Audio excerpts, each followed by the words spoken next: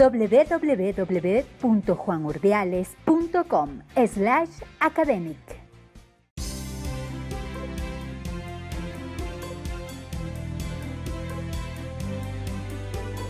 Comencemos entonces con la primera pregunta. Esta escuela económica surge como una crítica de la economía capitalista desarrollada en el siglo XIX. Sus postulados se estructuran en la obra considerada como su base, El Capital. Todas son características de la escuela económica descrita, excepto a. Existe un valor no reconocido en la remuneración del trabajador, el cual explica el sistema de acumulación. B. La sola existencia de clases en una sociedad generará conflicto permanente, dado el antagonismo de estas. C. La única fuente de riqueza es la naturaleza y por lo tanto la agricultura es la única actividad capaz de generar un producto neto. D. El sistema económico vigente, por su naturaleza, dará lugar a un nuevo sistema de producción en el cual se eliminará la propiedad privada. Analicemos entonces las respuestas. Para empezar, la obra a la cual aquí se hace referencia, que se considera como la base de esta escuela económica, El Capital, fue escrita por Marx y publicada en 1867. A esta obra se le considera la cúspide del pensamiento económico, particularmente aquel que tiende o que explica cómo se va a llegar al comunismo, ¿sí? Critica duramente el capitalismo, pero a través de este proceso de descripción histórica que Marx llama el materialismo histórico, él explica cómo se va desde el esclavismo, el feudalismo, cómo se llega al capitalismo, y también de una manera científica explica cómo se va a dar el desarrollo hacia el socialismo y finalmente hacia el comunismo. Entonces, la crítica principal aquí de Marx es cómo se explota a los trabajadores para generar y acumular riqueza en manos de los capitalistas o de los burgueses, ¿sí? Quienes son los dueños de los medios de producción. Pero solamente llegan ellos a acumular riqueza a través de la explotación de sus trabajadores, ¿sí? Es decir, de exigirles más trabajo por menor remuneración para que estos capitalistas sean quienes se beneficien de todo el trabajo. Entonces, para Marx, el trabajo es esa actividad o ese elemento principal que le da valor a todo tipo de mercancías, ¿sí? En el mercado, entonces, aquello que le da ese mayor valor para que sea intercambiado y que genere riqueza, solamente puede darse a través del trabajo humano. Es por eso que en la opción A, cuando dice que ese valor no reconocido explica la acumulación, esa es una de las características bases del marxismo. Ahora, la segunda opción, B, que solo la existencia de clases en una sociedad genera un conflicto permanente debido al antagonismo, eso es algo que se ha podido ver a lo largo de la historia. Siempre han habido clases dominantes, clases dominadas, clases que buscan el enriquecimiento y la acumulación con base en la explotación, como ya dijimos. Entonces, precisamente es esta acumulación de la riqueza en muy pocas manos de quienes son los dueños de los medios de producción, es lo que genera esa lucha de clases, ¿sí? Y eso se ha podido ver desde la Revolución Francesa y cómo se ha sentado el poder de la burguesía o de estos dueños de los medios de producción dentro del capitalismo, ¿sí? Entonces, para Marx, esta lucha de clases es otro elemento básico, porque una vez que la clase trabajadora o el proletariado se canse de la explotación, va a haber, según Marx, una revolución en la cual va a ganar el proletariado y va a darse lo que él llama la dictadura del proletariado, ¿sí? En el cual se quita la propiedad de los medios de producción de las pocas manos y se distribuye de manera equitativa y justa entre los trabajadores, porque ellos son quienes generan la riqueza.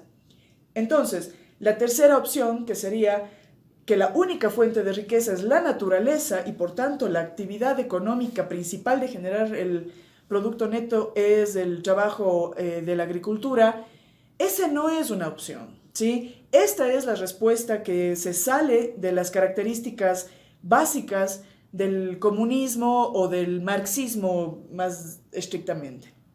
¿Por qué? Porque es la fisiocracia la que basa toda su teoría económica en cuanto al trabajo de la agricultura, porque ellos no consideraban que el trabajo en sí es lo que da valor, ¿sí? Solamente lo que se extrae de la tierra. Entonces, esa es la respuesta. Al final, la opción D dice cómo el sistema económico vigente que habla del capitalismo, cómo ese va a terminar generando un nuevo sistema de producción en el cual, como ya dije, se elimina la propiedad privada porque las empresas, las fábricas, etcétera, se terminan entregando a los mismos trabajadores, ¿sí? Que se vuelve entonces una propiedad comunitaria. Ahora, pasemos a la segunda pregunta, acerca de las virtudes aristotélicas, ¿sí? Dice, las siguientes son todas virtudes éticas, excepto A, valor, B, justicia, C, amistad, D, templanza. Entonces, las virtudes aristotélicas son estos rasgos del carácter ubicados en un punto medio entre la carencia y el exceso. Y estar en este punto medio es lo que nos lleva como seres humanos a la felicidad.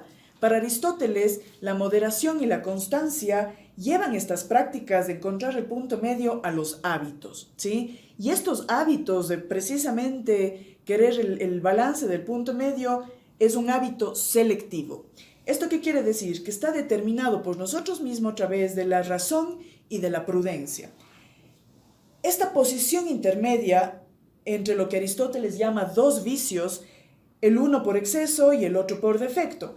Y estas virtudes consisten fundamentalmente en el dominio de la parte irracional que tenemos como seres humanos, sobre todo en lo que él llama el alma, para establecer relaciones entre individuos. Entonces, el valor, por ejemplo, o lo que él también llama la valentía, es un término medio entre el miedo y la temeridad. Es decir, entre el tener exceso de miedo y el tener exceso de lo que se diría valentía, ¿sí? Considerando que ser valiente no implica no tener miedo, sino implica que uno es valiente cuando se enfrenta con cosas que hay que temer, mientras que el exceso de temeridad influye ya en el honor personal y la moral en general, ¿sí? El no tenerle miedo a nada. Asimismo, Aristóteles, él tiene un listado de diferentes virtudes que son ya establecidas, como por ejemplo la templanza, la magnificencia, la autoestima, la ambición adecuada, la paciencia, veracidad, ingenio, simpatía, pudor, justicia y generosidad. Esto nos lleva precisamente a la segunda opción que sí corresponde a una de las virtudes. La justicia, que está ubicado en la mitad entre el egoísmo y el desinterés. El egoísmo en el sentido de que yo hago lo que yo quiero porque me beneficia y por el otro lado el no hacer nada porque nada me importa en esta vida, ¿sí? Ahora, la templanza es otra de las virtudes nombradas por Aristóteles, que sería ese punto medio o la virtud entre el exceso de indulgencia y de sensibilidad. ¿Esto qué quiere decir? Que el ser humano debe buscar de manera cautelosa y justa la sobriedad, la moderación, la continencia para evitar todo tipo de daños producidos por los excesos, las dificultades y los inconvenientes. Entonces, las indulgencias son el buscar los placeres excesivos, ¿sí? Mientras que la insensibilidad sería no querer tener ningún tipo de satisfacción o de placeres porque nada realmente nos parece satisfactorio, lo cual estaría para Aristóteles mal en ambos extremos. Por ende, la respuesta en este caso, la que no sería una virtud aristotélica, sería la amistad, porque ese no sería un punto medio entre ningún tipo de ausencias o excesos. Es decir, la amistad es algo que se da a las personas que consideramos apropiadas, pero no es un punto medio per se de ningún tipo de relación o de ningún tipo de emotividad que tengamos con otras personas, ¿sí? Porque podemos amar a unas personas, pero no vamos a amar a todas las personas. Algunos son solamente nuestros amigos, pero no está mal establecer esos límites entre las relaciones interpersonales. Entonces, siguiente pregunta.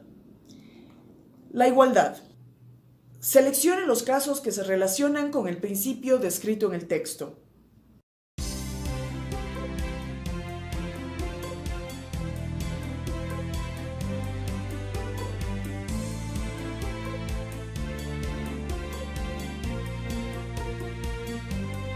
1. En una parroquia rural, una pareja de escasos recursos matricula a sus hijos en una institución educativa pública donde reciben textos escolares gratuitos.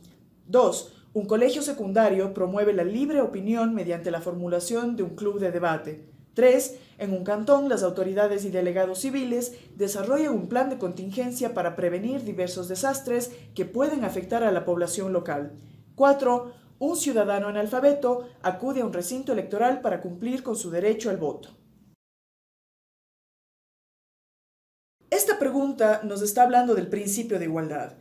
En la primera opción se puede ver que esta es una de las respuestas debido a que al recibir textos escolares gratuitos por parte del Estado, por ejemplo, está tratándose de lidiar o de pelear contra ciertas situaciones de inequidad económica que no permitirían que niños de escasos recursos accedan a un mismo nivel de educación que el resto de población sí puede. En este caso, la pobreza no debe ser una característica que haga que ciertos grupos económicos no puedan acceder a la educación, que ahora es un derecho básico al cual deben acceder todas las personas sin importar su clase social o su capacidad económica, ¿sí? Entonces, al entregarles estos textos, se trata de alguna manera de garantizar la equidad, la igualdad de acceso a la educación y a la mejora de las condiciones de vida, ¿sí? El segundo nos habla de la libre opinión y de la formación de un club de lectura. Esta no sería una de las opciones porque a pesar de que todos tenemos derecho a tener libertad de expresión o libertad de opinión, el acceso a un club de debate no es algo que se garantice para todos, porque esa ya es una actividad opcional, ¿sí? Quienes quieran dedicarse o ser parte de un grupo de debate pueden hacerlo, pero no es algo que todos tengamos que hacer o que sea indispensable para la formación integral de una persona, ¿sí? La tercera opción nos habla del desarrollo de un plan de contingencia para prevenir desastres. Esto en sí no es una cuestión de igualdad per se, sino de protección desde el Estado o desde las autoridades. Entonces aquí no se hace por un sentido de igualdad para todos, sino para proteger el bienestar de la sociedad, la propiedad pública, la propiedad privada y más que nada para proteger las vidas, ¿sí? No tiene que ver necesariamente con la igualdad, aunque debe proteger a todos de una manera similar. Hay que establecer también cuáles son los grupos que podrían estar más en riesgo que otros dependiendo del diferente tipo de contingencia que se pueda dar y dar ayuda a estos grupos según el tipo de urgencia. Entonces, la otra opción que sí sería parte de este principio de igualdad sería la cuarta, el poder ir a las urnas, dar un voto y que nuestra voz cuente y sea válida independientemente de quiénes somos, nuestra clase social, género, etc. Eso es indispensable en el principio de igualdad. Todos tenemos el derecho de que nuestro voto cuente de la misma manera. Entonces, esas serían las respuestas. La opción B con la numeral 1 y el 4. La siguiente pregunta dice, seleccione las instituciones que conforman la función del Estado descrita en el texto.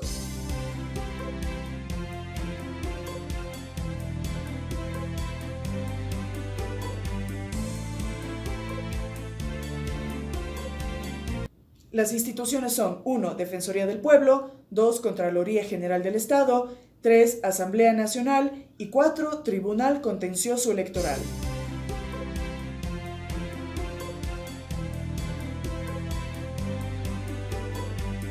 Esta pregunta requiere dos respuestas. Las instituciones a las que está haciendo referencia aquí están hablando de una función específica, que sería la participación ciudadana. Aquellas instituciones que se encargan de velar porque la participación o la acción de los individuos o de los colectivos sociales sea tomada en cuenta dentro de las decisiones estatales. Aquí está hablando que se suma sí al legislativo, al ejecutivo y al judicial, que son los tradicionales, pero el Ecuador también suma la función electoral. Entonces, Estas instituciones que forman parte de la función de transparencia y control social, como se llaman en el Ecuador, están formadas por varias instituciones que funcionan en diferentes sentidos. Una de ellas es la Defensoría del Pueblo.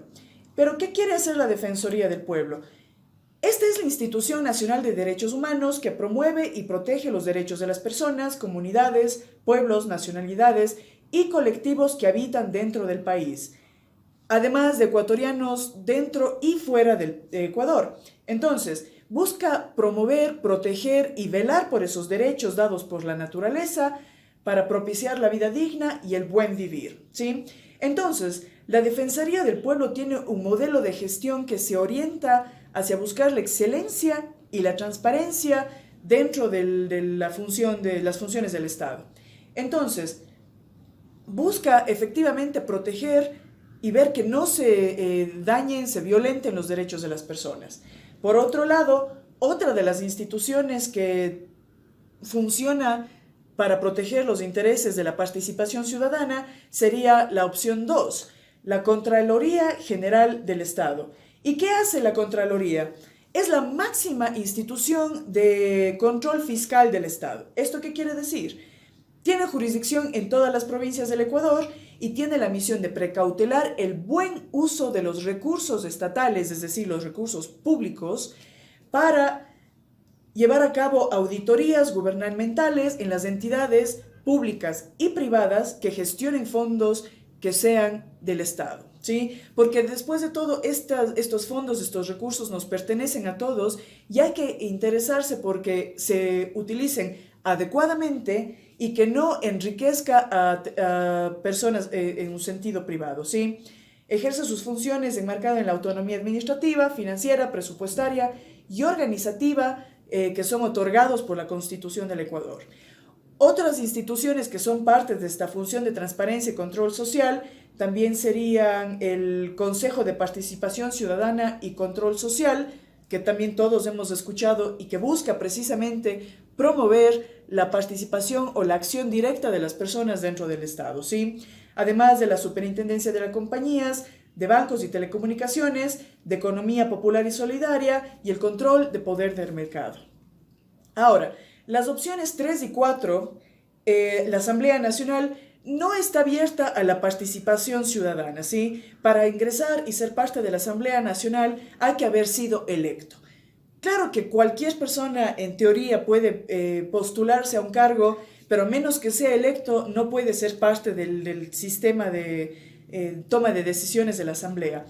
De la misma manera, el Tribunal Contencioso Electoral, aunque es uno de los poderes gubernamentales, tampoco está abierto al debate público. Ellos tienen ya un sistema de control o de organización de funcionamiento que está establecido a través de la Constitución y que debe ser llevado a cabo de una manera específica, ¿sí? Entonces, no cualquier persona puede ingresar y promover o cambiar las maneras en las que actúa, ¿sí? Debe ser estipulado por leyes orgánicas y aprobado por el gobierno central. Ahora, pregunta 5. Relacione la reivindicación promulgada por el movimiento indígena con el contexto en el que surge.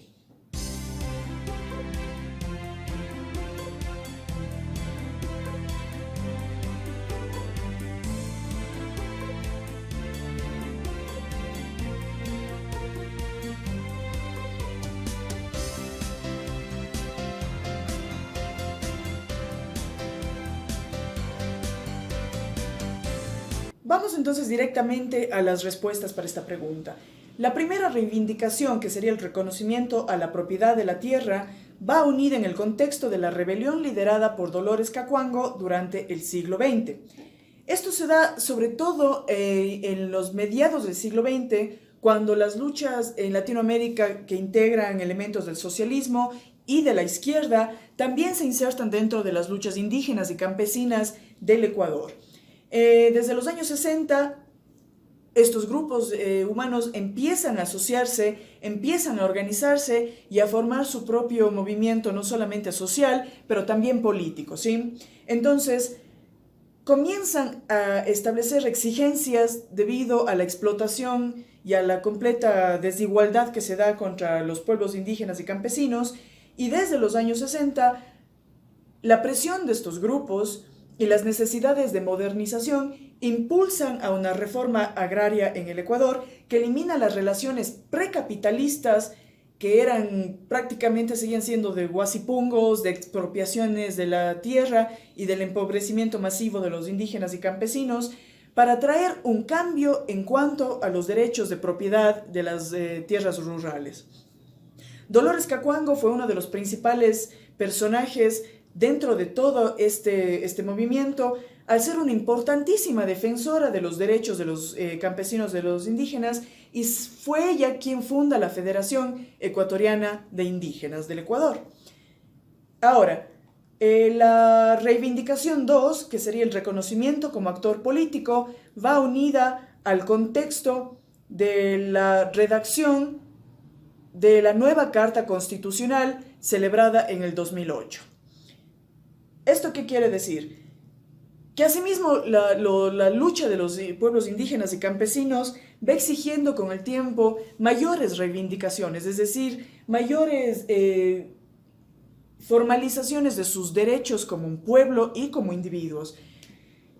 Aquí ellos buscan que los derechos que fueron constantemente violados sean respetados, y la Constitución del 2008 empieza a fomentar eso, debido a que se define al Ecuador por primera vez como un país intercultural, plurinacional y laico en este sentido. ¿Esto qué quiere decir? Que se reconoce también el derecho a mantener, desarrollar y fortalecer libremente la identidad de estos pueblos, sin discriminación, con libertad de conservar la propiedad de sus tierras, como ya había sido logrado dentro de la reforma agraria, para participar en el usufructuo, administración y conservación de los recursos naturales que se hallen en sus tierras y en sus áreas protegidas, ¿sí? También tienen el derecho a ser consultados de manera informada sobre la explotación de estos recursos, al menos de manera formal constitucional, ¿sí? Pero también tienen derecho a una educación intercultural bilingüe de calidad, recordando la diferencia entre bilingüismo y la diglosia dentro de una sociedad, así como el derecho sobre su patrimonio cultural e histórico, que forma parte dentro del todo el patrimonio cultural del Ecuador.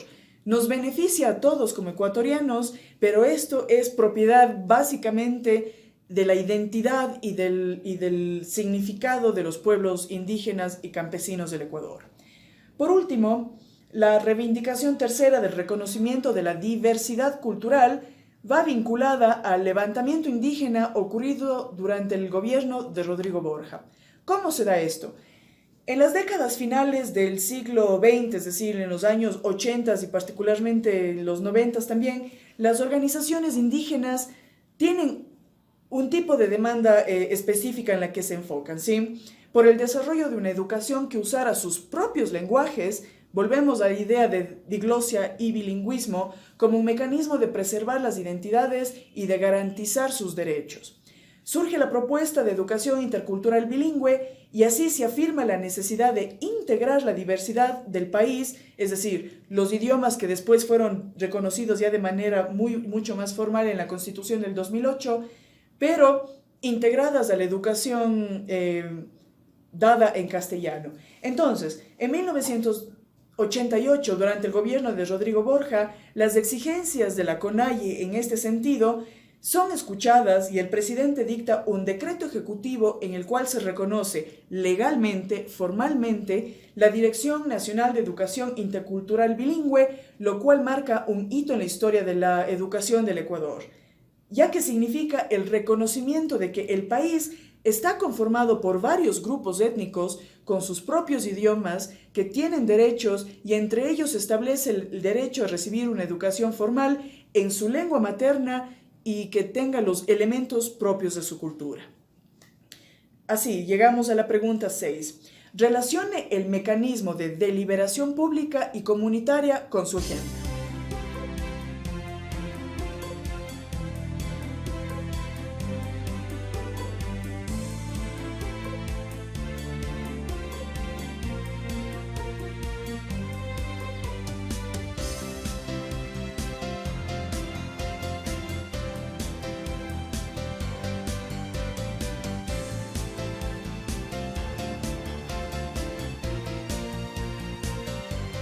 Veamos entonces cuáles son esos mecanismos. En primer lugar, tenemos la asamblea local. El ejemplo que corresponde a la asamblea es que varios miembros de organizaciones sociales y ciudadanas de una parroquia se reúnen para encontrar una mejora en la cobertura de servicios básicos de la localidad. La asamblea tiene que ver con la unión o la participación de todos los miembros de una comunidad para hablar, debatir o negociar sobre los asuntos importantes de la comunidad, para que precisamente a través de ese diálogo en el cual todos los miembros de la comunidad forman parte, se pueda llegar a soluciones en los problemas que hayan dentro de la comunidad. En este caso tiene que ver con la cobertura de servicios básicos, entonces lo más probable es que aquí todos den su punto de vista, todos aporten, que varios, quizás todos, busquen una solución que efectivamente beneficie a todos los miembros de la comunidad. En segundo lugar, la silla vacía se une con la opción B. Un representante de una organización social presenta una propuesta al Consejo Municipal para que se prohíban espectáculos que fomenten la discriminación hacia diferentes grupos étnicos y tiene la facultad de debatir su propuesta en las reuniones de consejo con voz y voto. En este caso, la silla vacía corresponde a un mecanismo de participación ciudadana en el cual, de manera no solo simbólica, sino también material, se tiene una silla para que pueda haber la participación de alguna persona, sea individuo independiente o representante de alguna organización o grupo social, para que presente un proyecto o para que sea directamente parte de la conversación que se dé en cuanto a un tema específico. Esta representante o este individuo, como digo, puede ser alguien que presente un proyecto, como por ejemplo, en otro caso, si es que se está hablando de los derechos o de la protección de los derechos de grupos LGBTI dentro de la ciudad de Cuenca, esta silla está siempre abierta para que pueda participar un representante de los movimientos LGBTI de la ciudad y que también pueda negociar, que también dé la perspectiva de estas personas para que las autoridades tomen esta posición en cuenta para llegar a establecer diferentes tipos de normativas o políticas públicas, ¿sí? En tercer lugar, el Cabildo Popular, que se uniría con la opción A. Un municipio realiza una convocatoria a la ciudadanía y a las organizaciones sociales con la finalidad de consultarles sobre si debe procederse o no con el relleno de zonas que fueron afectadas recientemente por un desastre natural. La definición misma de cabildo es que las autoridades máximas locales, en este caso sería como en Cuenca el municipio, que convocan a la ciudadanía para que den su punto de vista, para que ellos también participen y sobre todo para que sean parte de la negociación de uno a uno con las autoridades, ¿sí? Entonces todos estos hacen referencia a diferentes mecanismos de participación ciudadana que van inclusive mucho más allá, pero en este caso todos ellos forman parte de la normativa nacional o la Ley Orgánica de Participación Ciudadana. Ahora, pregunta número 7. Todas fueron consecuencias de lo sucedido, excepto...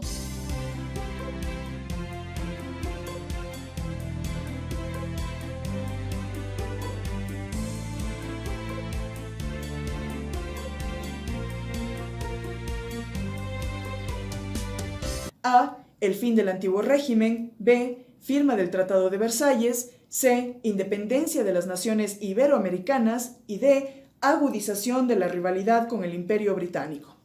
En este caso está hablándose de la Revolución Francesa.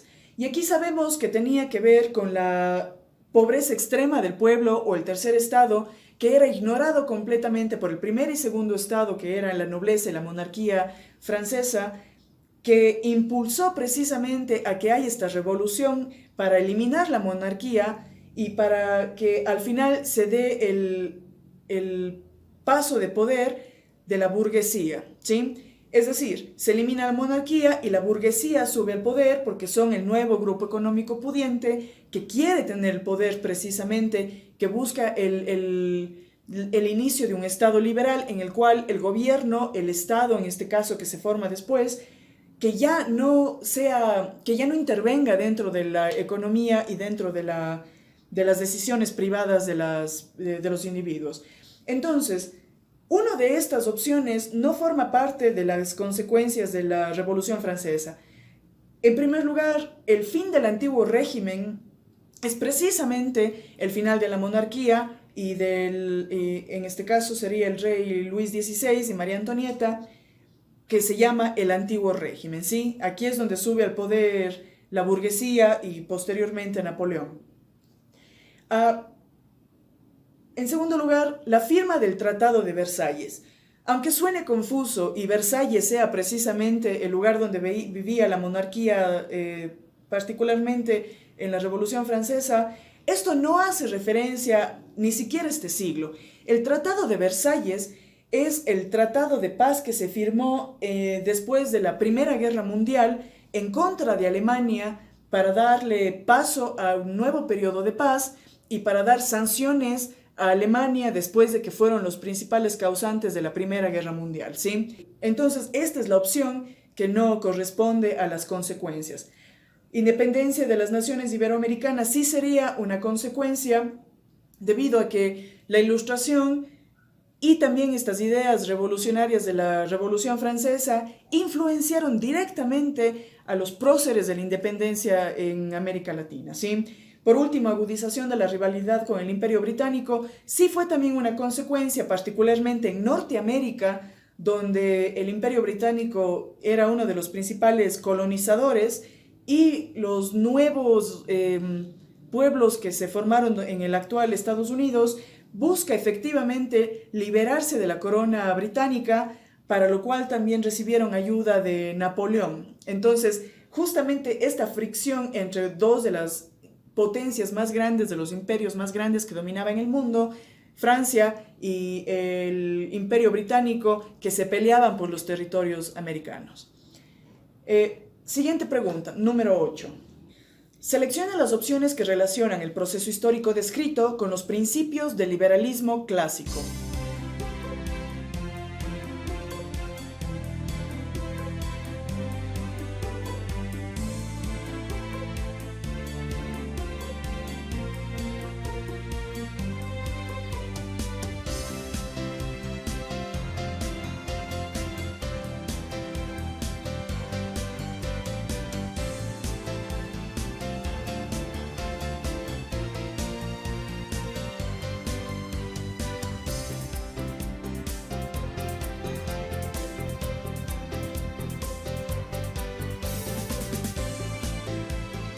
Esta pregunta también requiere de dos respuestas, para lo cual debemos conocer los elementos del liberalismo no solamente como una corriente política, pero también económica, porque siempre van vinculados las dos cosas.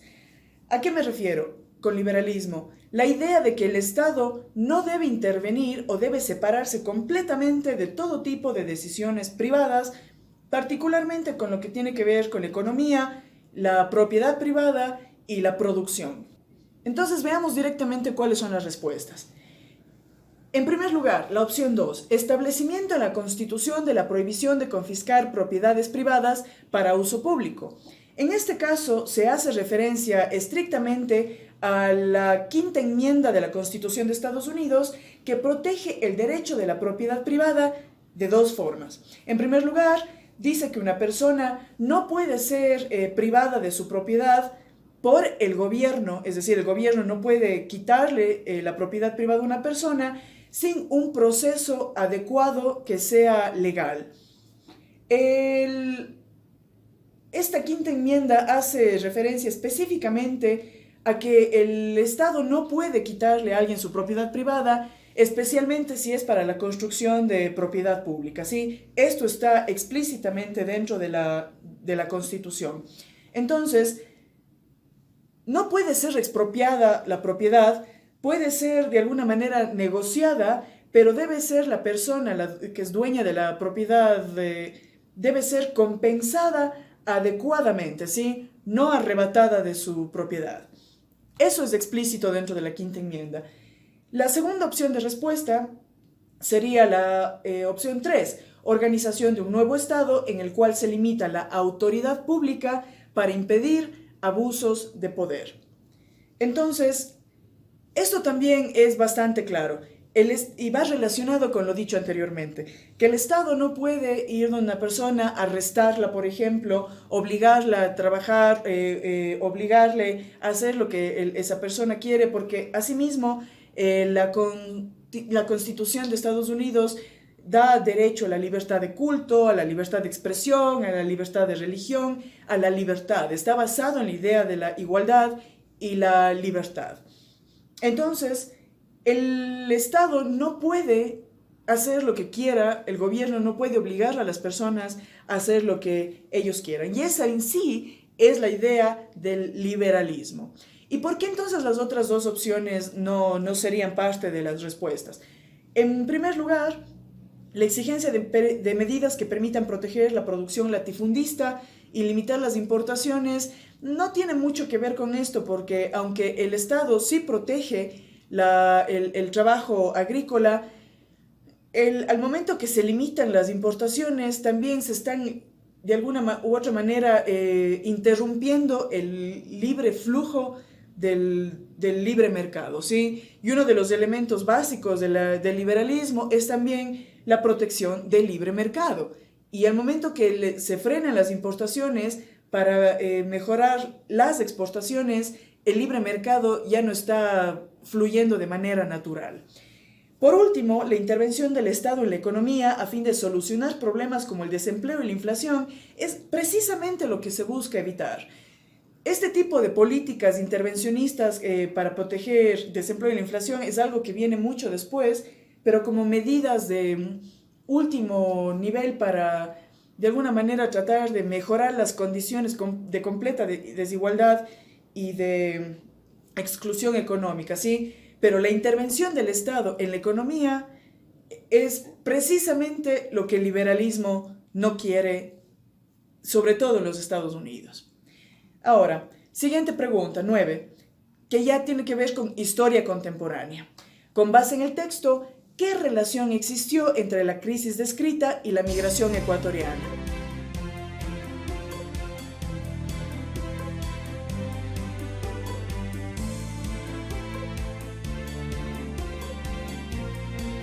Opciones de respuesta serían A. La recesión afectó la exportación de artículos de paja toquilla, lo cual aceleró la migración de población procedente de la Sierra Sur hacia países como Estados Unidos y Canadá.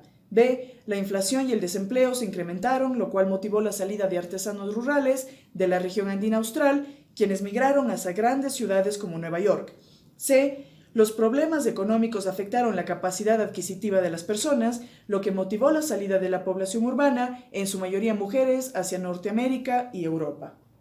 La crisis que es entonces descrita en la pregunta es el feriado bancario que se dio al final de los años 90 en el Ecuador, que tuvo muchísimas consecuencias humanas más allá de las económicas, ¿sí? Entre ellas estuvo el alta cantidad de suicidios, de enfermedades inclusive dadas en personas mayores, debido a la desesperación que se dio al no tener dinero que estaba congelado en sus cuentas en los bancos.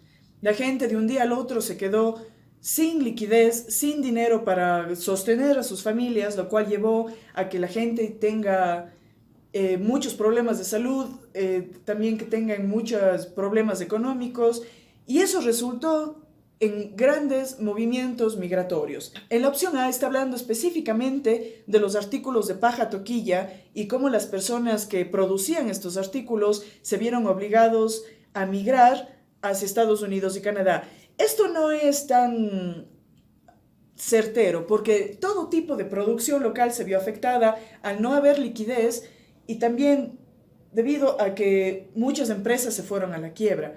Entonces, no tiene que ver solamente con el área de la producción de artículos de paja toquilla, porque básicamente todas las áreas económicas del país se vieron afectadas y no solamente estas personas. La opción B habla de los artesanos rurales de la región andina que migran hacia grandes ciudades como Nueva York. Esto también se dio, pero no fue el efecto principal.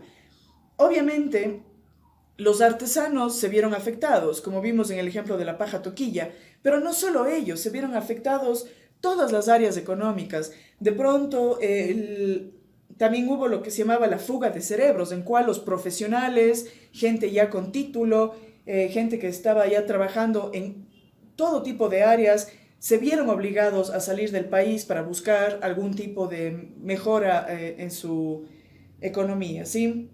Es por ello que la opción C es la respuesta. Los problemas económicos del país, es decir, la crisis, afecta la capacidad adquisitiva de las personas. La capacidad adquisitiva es la capacidad de poder comprar cosas. Pero si no tengo un salario o si no tengo un buen nivel de ahorros que me permita efectivamente comprar lo que necesito y más cosas para mantener la economía dinamizada, no voy a tener entonces una buena calidad de vida porque no puedo comprar lo que necesito. Entonces, esta desesperación debido a la crisis y a la pobreza que iba en aumento en todos los sectores del país, motivó que la población urbana, como dije hace un momento, lo que también se llamó la fuga de cerebros, migren hacia Norteamérica, particularmente Estados Unidos, y en Europa, España. Y ese es un fenómeno que ha sido registrado y que hasta ahora se pueden ver las secuelas de esto debido a que familias se desunieron completamente. En primer lugar iban las mamás que terminaban siendo, por ejemplo, empleadas domésticas, pero ese salario que es bajo en Estados Unidos sostuvo el sistema de remesas que salvó económicamente al país. Estas remesas, que son este dinero que enviaban las mamás y los papás a sus familias en el Ecuador, les permitió a las familias subsistir, ¿sí? Más allá de eso, les permitió aumentar su capacidad adquisitiva y podía ya empezar a comprar ropa, por ejemplo, artículos que ya no son de primera necesidad, como vehículos, terrenos, de empezar a construir sus propias casas, pero esto se dio precisamente debido a las remesas traídas desde Norteamérica y España. Pasemos entonces a la siguiente pregunta, la última, que sería la 10. Con base en el texto, identifique la generación de derechos a las que se hace mención.